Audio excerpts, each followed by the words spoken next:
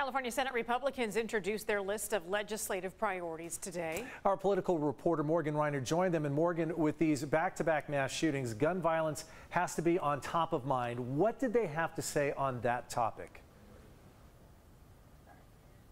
Heather and Carla, Republicans did list crime as a top priority of theirs, but they spoke more about early releases, human trafficking, and fentanyl. So I did ask them to address mass shootings and gun violence separately. Now, Republicans overall today are just hoping that Democrats are willing to work with them on some of the state's biggest issues like housing and homelessness.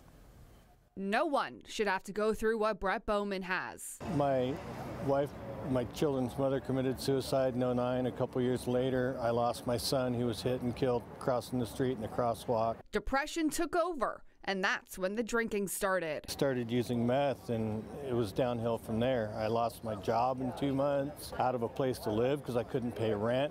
My children were gone. They were taken. He was homeless for 2 years, and he said handouts made it easier. Nobody really wants to seek treatment when it's too easy to stay on the street. There's too many free programs, too much free bedding, free clothing, free food. Said it's the accountability that made him favor the Republican plan and why he stood next to them as they introduced their legislative priorities for the 2023 session. Our state is on an unsustainable path as it is right now. Homelessness is spiraling out of control.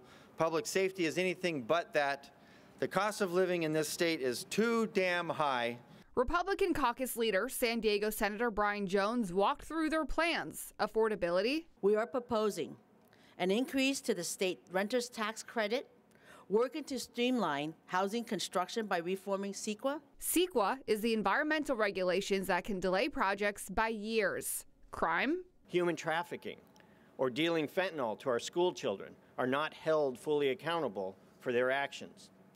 That's why we are introducing a measure to ensure the punishment matches the severity and seriousness of these two issues. With back-to-back mass shootings, I asked if they think more needs to be done to address gun violence, in addition to mental health. To make possession with a ghost gun a felony.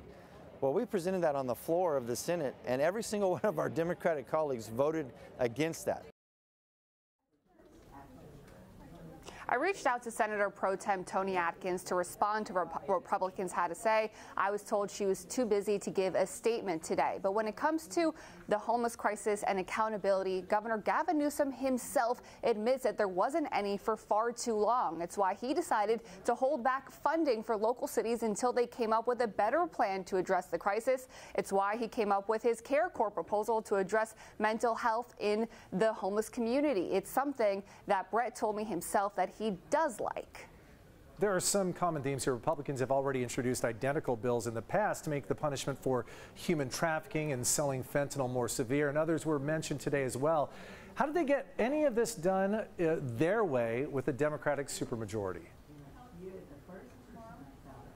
That is a very common theme and something that I asked Jones, and he told me that he's already had meetings with Democratic lawmakers in order to work on these issues together. And he said it is possible to get things done, even though there is a very Democratic supermajority. He told me that last year, all of the Republican senators were able to successfully pass a bill into law.